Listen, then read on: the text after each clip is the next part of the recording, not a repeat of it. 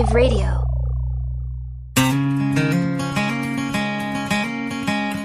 You are listening to Texas History Lessons, a slow walk through Texas history made in Texas by a Texan for everyone everywhere.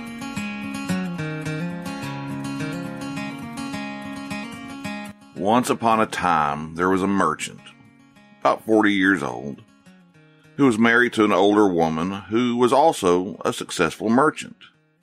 They had a son and 4 daughters. Another son, barely 3 years old, had died a few years before. The other boy would sadly die a few years later. And the year that we're looking at here, however, was 610 AD. And the man, who had been orphaned at a very young age and raised by an uncle, took his family to Mount Herrerra for a spiritual retreat of sorts. While there, they would pray to God and give alms and support the poor that visited. And this was not an unusual event. They did it yearly. But in 610, something different happened.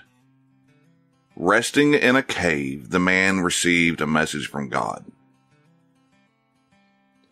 And he took that message, and out of that was born one of the major religions in the world.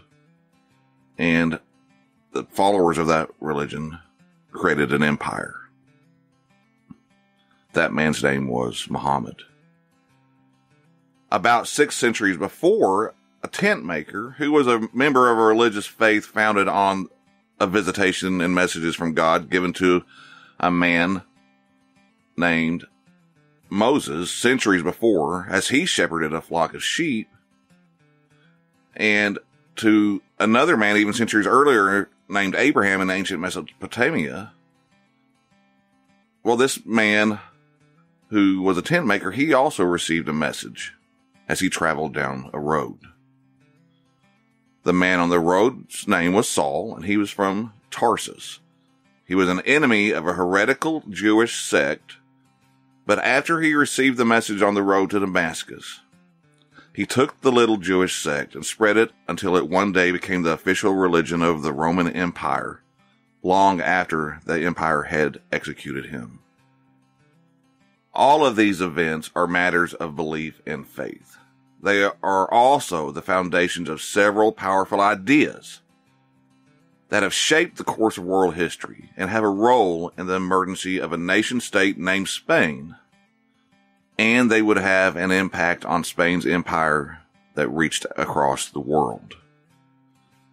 Judaism, the religion of Abraham and Moses, was the faith of Jesus and Paul, the man on the road to Damascus. Christianity and the Catholic Church were the result of the ideas and messages of Jesus that Paul and others spread throughout the world. And Islam, the result of the merchant Muhammad's message and ideas, were initially meant to be a corrective force to Judaism and Christianity, 2 faiths that had, Muhammad believed, strayed from their true purpose. The promotion of a pure vision. Each of these, though, Judaism, Christianity, and Islam, came together on the Iberian Peninsula, where Spain and Portugal are, and shaped the people that would create the idea of Spain and carry the ideas and practices of Spain to the New World. Welcome to Texas History Lessons. I'm Michael, and that might seem like a strange way to begin our look at New Spain and the borderlands of which Texas was a part of. But for the better part of a year, I've been trying to figure out how to approach Texas history, starting with Spain's establishment of New Spain and its empire that stretched pretty much around the world, all the way to the Philippines. And I kept having this idea that ideas were central to the story. The things that created Spain from 700, 800 AD to the 1500s had a lot to do with Christianity, Judaism, and Islam.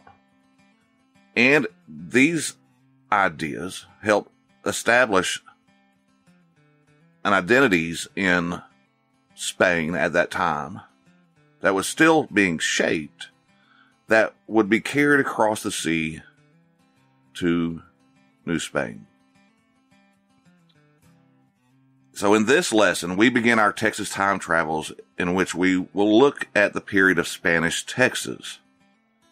The Kingdom of Spain held claim to Texas for over 300 years, during which it encountered setbacks and successes, and definitely made lasting impacts on the Americas, the United States, the Southwest, and the state of Texas. But again, why begin with a discussion of Judaism, Christianity, and Islam? Because it is important to begin our journey by understanding the power of ideas.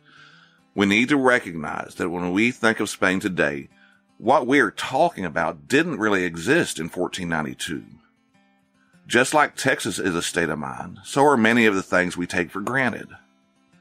I came across a quote in a book by author Amy Jill Levine that pretty well summarizes the avenue I'm talking about and focusing on here. She wrote, quote, that a text without context is just pretext for making it say anything one wants. But the more we know about the original context, the richer our understanding becomes, and the greater our appreciation for the artists and composers who created the works initially. End quote. And personally, I think this is applicable to the study of history as well. Ideas are powerful things. In an early episode of Texas History Lessons, I asked the questions. What is Texas, and what made Texas into Texas? In previous episodes, I've suggested that Texas is an idea created by its people, and it evolves over time. Now that is very simplistic, I know, but it is a part of a larger whole. Maybe the words of John Steinbeck can help me out here. He said, Texas is a state of mind. Texas is an obsession. Above all, Texas is a nation in every sense of the word. And he also added the following. I have to say that Texas is a state of mind, but I think it is more than that. It is a mystique closely approximating a religion. It's this mystique that has developed over time, that's been fueled by ideas and dreams of people. Now, I know this is not original at all. You've probably heard this your entire life. For example, in November 2012, musician and activist Bono gave a speech at Georgetown University in which he said, America is an idea. Ireland is a great country, but it's not an idea. Great Britain is a great country, but it's not an idea. That's how we see you around the world, as one of the greatest ideas in human history. And then even Lindsey Graham, whom almost every one of y'all have probably heard of, South Carolina Republican, he even made the statement a few years ago. America is an idea, not a race. He added to this with a release statement which carried these words. I've always believed that America is an idea not defined by its people, but by its ideals. And if idea seems too limiting, then expand it to ideas, ideals, or the often heard dream. Now, one of the preeminent historians of United States history, especially concerning the foundation era, the era of the Revolutionary War, was a gentleman named Gordon Wood. And he took to the importance of ideas, naming one of his many great books, The Idea of America. Now, if you've watched Good Will Hunting, then you've heard of him. He's one of the scholars discussed in the Harvard bar scene where Matt Damon destroys the guy trying to show off his knowledge. You remember, Chucky's like, are we going to have a problem I don't understand? And then Clark, the smart Harvard student, says, no, there's no problem here. I was just hoping you might give me some insight into the evolution of the market economy in the southern colonies. My contention is that prior to the Revolutionary War, the economic modalities, especially in the southern colonies, could most aptly be characterized as agrarian pre-capitalist. And then Chucky gets upset. Let me tell you something, all right? But Will steps in and says, of course that's your contention. You're a first-year grad student. You just got finished reading some Marxian historian, Pete Garrison probably. You're going to be convinced of that till next month when you get to James Lemon. And then you're going to be talking about how the economies of Virginia and Pennsylvania were entrepreneurial and capitalist way back in 1740. That's gotta last until next year. You're gonna be in here regurgitating Gordon Wood, talking about, the pre-revolutionary utopia and the capital reforming effects of military mobilization. And then Clark, of course, said, well, as a matter of fact, I won't, because Wood drastically underestimates the impact of social. Will says, Wood drastically underestimates the impact of social distinctions predicated upon wealth, especially inherited wealth. You got that from Vickers, Working Essex County, page 98, right? Yeah, I've read that too. Were you going to plagiarize the whole thing for us? Do you have any thoughts of your own on this matter? Or is that your thing? You come into a bar, you read some obscure passages, and pretend you pawn it off as your own idea just to impress some girls and embarrass my friend? And then he goes on and finishes out by saying the sad thing about a guy like you is in 50 years, you're going to start doing some thinking on your own, and you're going to come up with the fact that there are two certainties in life. One, don't do that. And two, you dropped $150,000 on an education you could have got for $1.50 in late charges at the public library. Now, I'm sorry, I digress. But we were talking about Gordon Wood, and that's one of my favorite movies, and it is pertinent what they're talking about here to what I'm talking about. I always love that scene, especially because it's referencing real historic works and arguments. Especially the arguments, because once you start getting serious into learning history, you will find that everything is not so simple.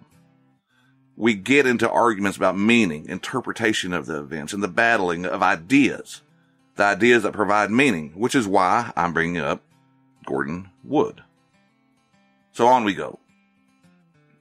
Now, a quote from a New York Times review of Wood's The Idea of America provides some interesting thoughts. The review says, as a historian, he, Gordon Wood, asks not why people do things, but what they think they are doing and how their thoughts have changed through time.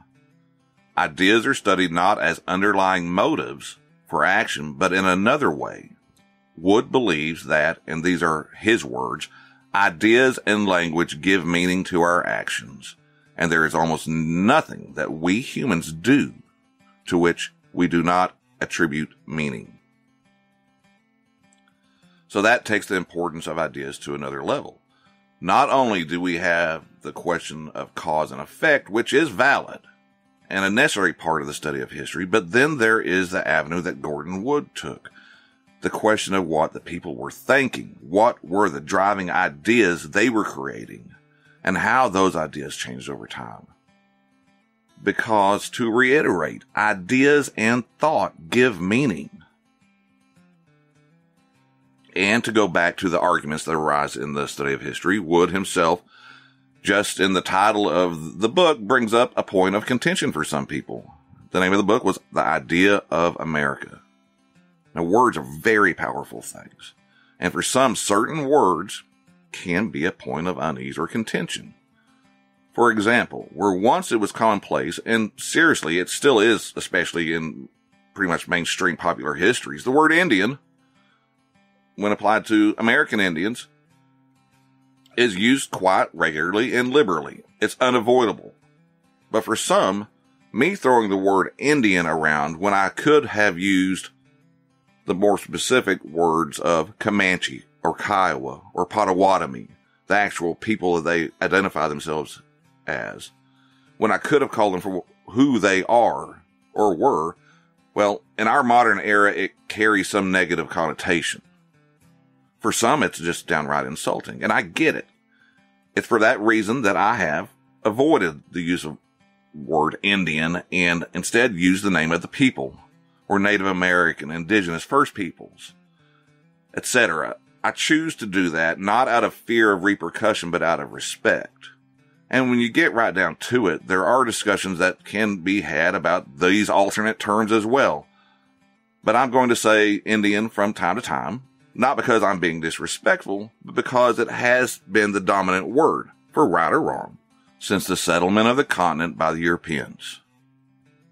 And it is in everything you read, and when I quote a historical person or a historical document or just a history book, If Indian is used, then that's the term I will use. Not to overstress the point, but the point is that I mean well, and even though I might offend, my intent is never to be offensive. Except perhaps when I'm ridiculing James Bowie, and I probably should stop doing that. In Wood's book, The Idea of America brings up another issue regarding word choice that has been brought to my attention for pretty much everyone. His use of America and what he means by using the word is pretty straightforward. He's talking about the United States. No problem, right? And when you hear American, you know it's about a citizen of the United States. Again, though, but for some, it is an irritating thing. Not for a lot, maybe not even that big a deal, but it is something, and there's a reason behind it. Now, the reason behind the use of America and American and in relation to the United States and United States citizens has its roots all the way back at the time of settlement of the British colonies before there was the United States. British officials referred to their subjects as Americans that lived in America, and it stuck. After the Revolution, the winners created the United States of America, and it became ingrained. Again, no problem, right? The problem is that from perspectives of many that live in America, North and South, or the Americas, Northern, Central, and Southern America, they don't live in the United States, but they are considering themselves to be Americans. So it's, again, an irritant when they see the word used so casually just for the United States. Now, there's no easy solution to this.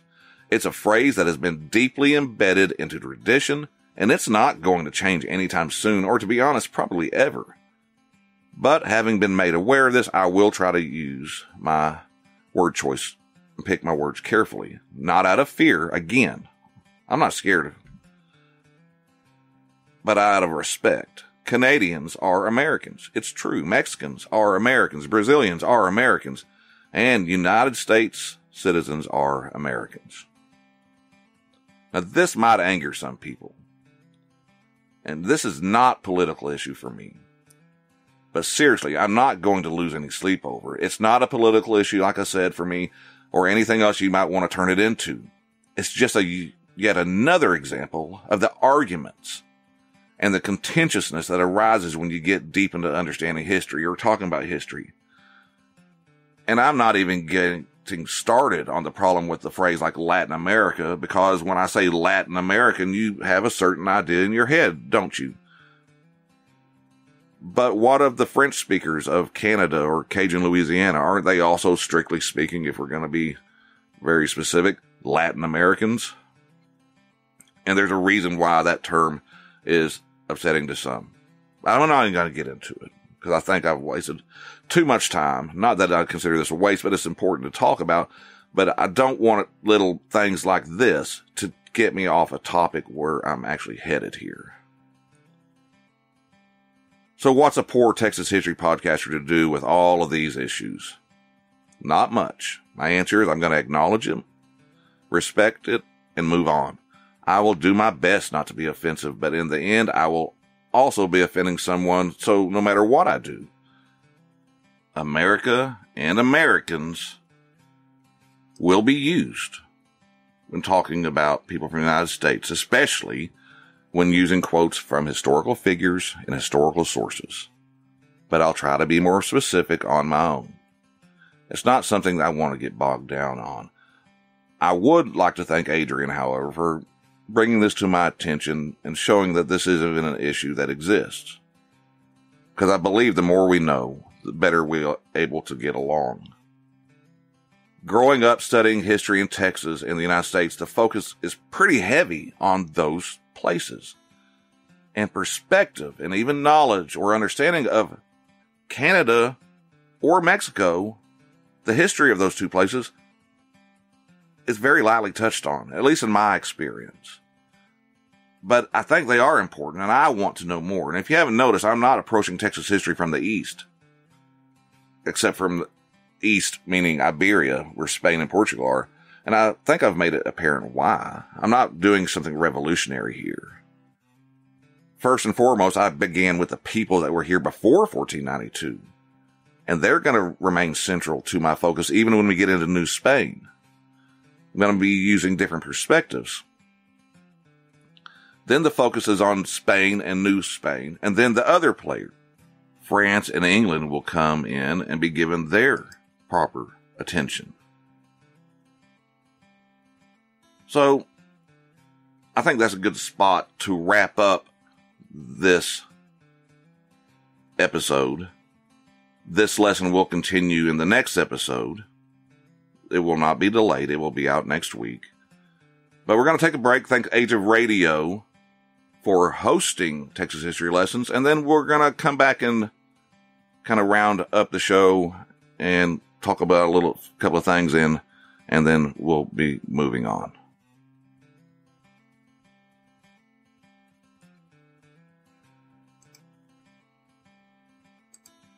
Okay. I want to thank everybody for listening. Next episode, we'll continue this discussion and go deeper into the importance of Spanish heritage in the Texas identity. And I want to thank my Patreon supporters for helping me out. And you can also, if Patreon's too big a commitment, you can buy me a cup of coffee. Links in the show notes. I want to thank everybody for listening, all the people that have given me some supportive comments in the recent and in the past, and I really appreciate it. And one of the things that being a Patreon supporter or buying me a cup of coffee helps me do is helps me get me books for research and study and preparing for the show. And one of the books I did pick up recently, and it's something I've been wanting for quite a while. It's a book called Forever Texas. Texas, the Way Those Who Lived It Wrote It. And it's edited by Mike Blakely and Mary Elizabeth Goldman. Now, this is a neat book for a number of reasons. Mike Blakely, if you recall, I've talked about him in the past. He's a Texas author. He does historical fiction. One of his books is one of my very favorite books, Comanche Dawn. I encourage everybody to check that one out. And he's also a singer. But he and Mary Elizabeth Goldman created this book a while back. They edited it and compiled it. And it's a collection of people's thoughts about Texas. A lot of authors. It has everybody from President George W. Bush, Phil Graham, Lyndon Johnson, Dale Evans, Stephen Austin, Sam Houston, on and on and on. Elmer Kelton is in here. And I want to end this episode with a quote from a certain author named Jory Sherman.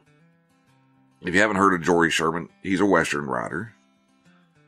And he had some really great things to say. And I just want to read briefly because it does tie into the questions that I've been asking. What is Texas? Why is Texas the way it is?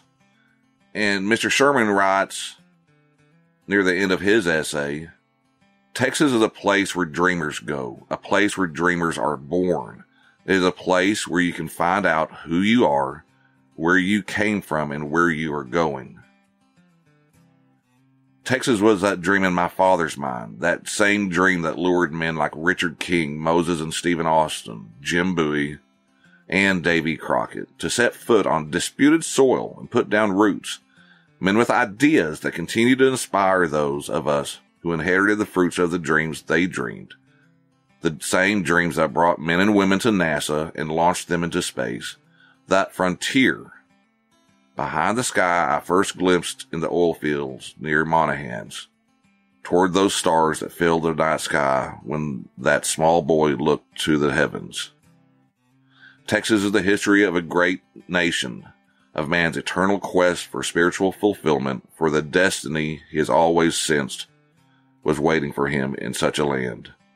Texas is that vast and mysterious country of the mind and heart, the land that drums up your temples like a heartbeat, that sings in your veins and hums in your ear like an ancient song, that whispers like the Gulf of Mexico in a seashell, and on the wind that blows across the Monahans plain, with its deserted oil fields, the black sands that still hold my boyhood shadow on the silent dunes. just reading that makes me want to go find some books by Jory Sherman. That's Jory Sherman. He's a Spur Award-winning author. I've heard of him before. I just have never read a book, but I'm planning on it. It says here he's a real cowboy who's lived in Texas for many years and worked the rodeo circuit. So that, again, is from the book Forever Texas, edited by Mike Blakely and Mary Elizabeth Goldman. You might want to pick a copy up for yourself. It's filled with lots of great things like that. And I thought it was appropriate to end with that because that idea and the ideas that shape us is central to what I'm going to try to focus on. I'm trying to give different perspective than what I've even used in the past to try to get a better understanding. And I hope y'all will join in that with me. So thanks again to everybody for listening. We're going to end this episode with 2 songs from 2 different Texas Spotlight artists. One by Seth Jones from his album As It Changes, the title track As It Changes. I will let you know that Seth does have a new release out called Suicide Day. It is a dark masterpiece, written from the perspective of deep depression. So there's caution there that it is very deep but meaningful. But also keep in mind that it is not a celebration. It's an album he created to shed light on what it's like for people that are in a depressive state. And the other song we're going to finish with after that, after we listen to Seth Jones do As It Changes, we're going to listen to Derrick McClendon and his song, Some Texas Town. Take care of yourself. Take care of each other. Be kind. Adios.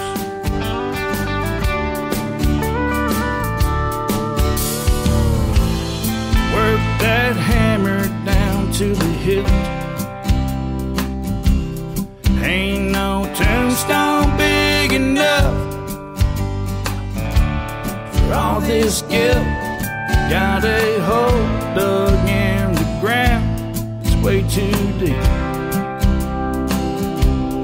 Because I ain't half the man that I know I should be. 'Cause this world has a method of changing your way, making you say what you don't want to say and do all the things you swore you would not.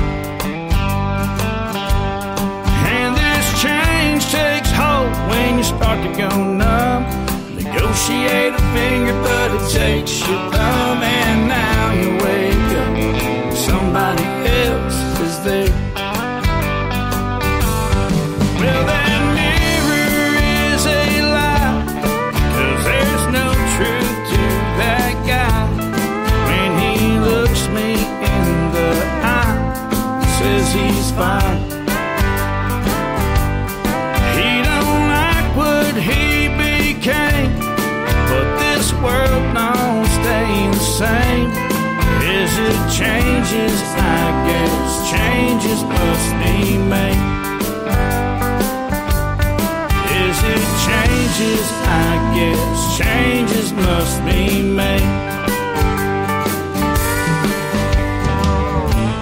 And I used to look so young, used to feel that way as well, but I guess my time has come. Seems like people only want you when you're new. Father Time will punch that ticket, nothing you can do. 'Cause this world has a method of changing your way, making you say what you don't want to say and do all the things you swore you would not. And this change takes hold when you start to go numb. Negotiate a finger, but it takes your thumb, and now you wake up, somebody else is there. Well, that mirror is a lie, 'cause there's no truth to that guy. When he looks me in the eye, says he's fine.